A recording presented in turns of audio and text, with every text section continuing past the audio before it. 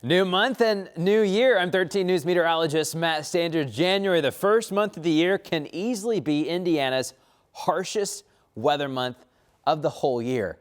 Typically our snowiest and coldest month of the year. Got a lot of wind and cloud statistics to go over with you. We want to paint you a picture of, typically what does January look like? I mean, we know it's cold, we know it's cloudy, but I want to give you some concrete numbers to show you just how much we are towards those categories with kind of the harsh winter weather.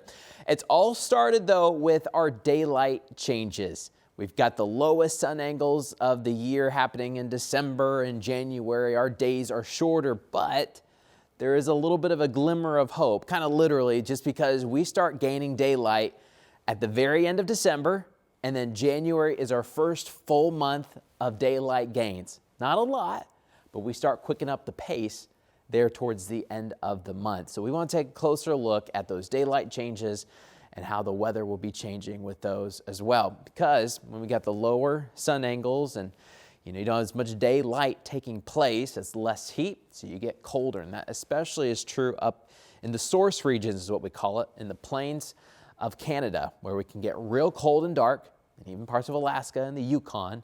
They get cold, and then eventually these pockets of really dense cold air. I mean, we're talking not just, 10 or 20 degrees. We're talking about -30, -20. Some real cold air. Gets real dense, has to be able to be pushed south towards the Great Lakes in the central U.S. So let's start with daylight. These different bands show you the category of how many daylight minutes we're gaining. So we're in the 40-minute band for Indiana.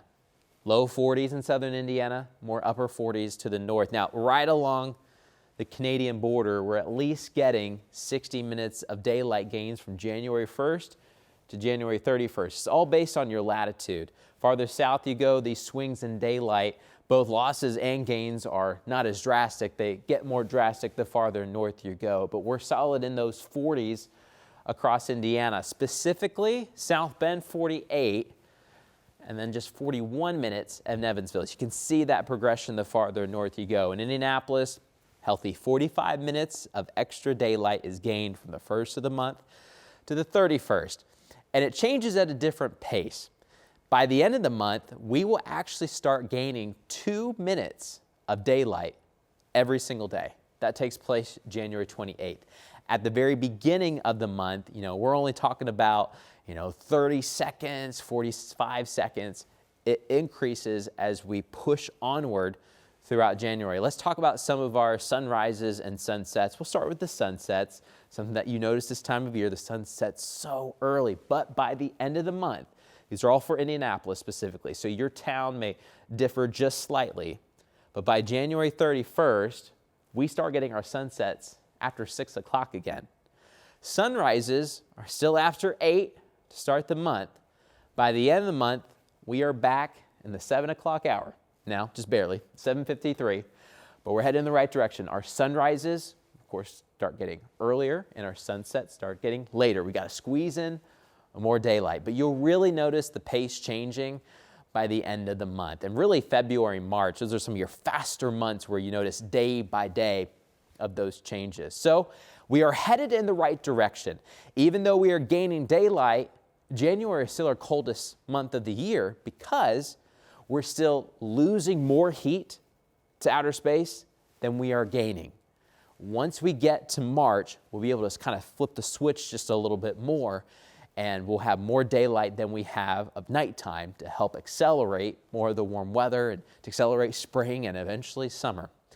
This is a map of the snow and ice cover at the end of December 2024. So headed into January, there's a lot of healthy snowpack all across Canada and into Alaska, and then the pink shows you the ice cover right over the seas. So the Arctic Ocean, we've got lots of sea ice that's been able to rebuild.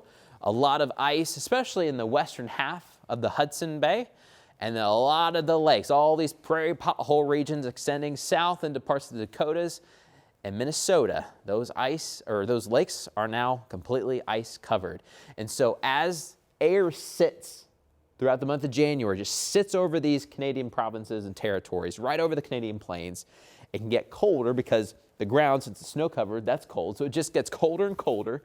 They still have a lot of nighttime. Of course, we have more nighttime than daylight. Gets real cold.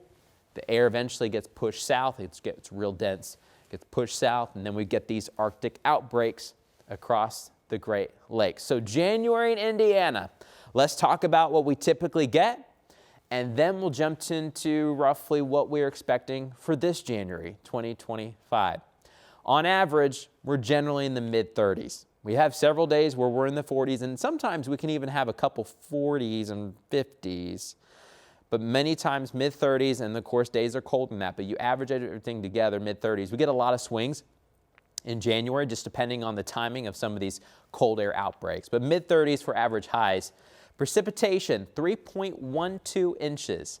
Now that accounts for the water equivalent for snow. So if we melted down the snow, you get that water amount. And then of course we still get rain in January on some of those warmer days when we're well above the freezing mark. 3.12 inches overall of precipitation. So kind of somewhere in the middle in terms of precipitation overall. But when it comes to snowfall specifically, January is our snowiest month of the year. For Indianapolis, we should be getting over about 25 inches or so for the snow season.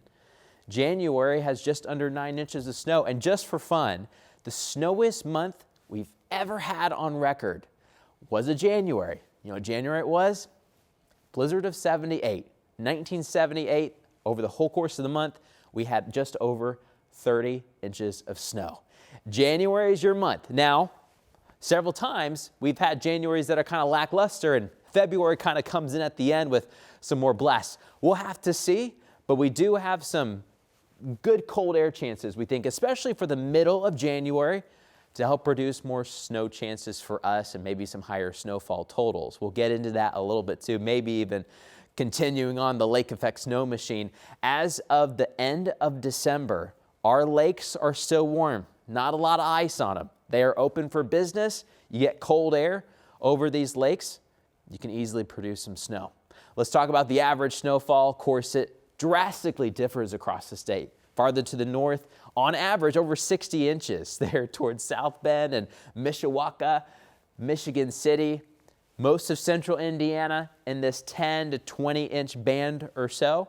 You got to go north to get more of that snow. Really got to get into the lake effect snow belts, but not bad, healthy amount. Now, many of these past years, of the past 10 years, most of them have been below average. So we'll have to see how we come out this year. There's still a lot of winter left. So before we get into our forecast, we've talked a little bit about snow, typically our snowiest, but it's also typically our coldest overall once you average all the days, some of the warm days and some of the really cold days. On average, we're right there at 37. In fact, at the start of the month, we're about 37.6 for our average. At the end of the month, we're 37. Now, in the middle of the month, we take this dip, especially the week on average, January 15th to 22nd, typically is our coldest week of the year when you just look at averages. Is that going to take place? We'll have to see. It does look like maybe the week before this week, we could get a pretty good cold blast, but 30s are in the forecast.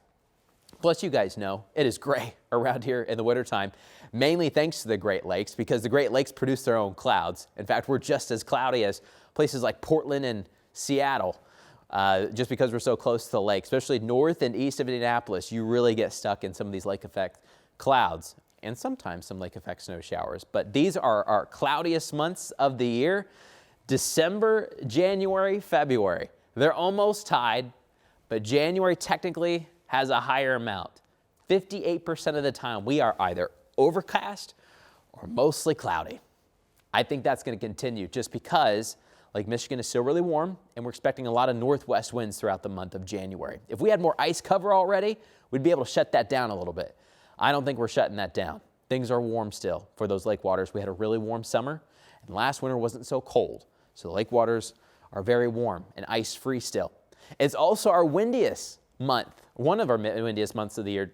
March is actually technically our windiest month on average. This is coming from Indianapolis.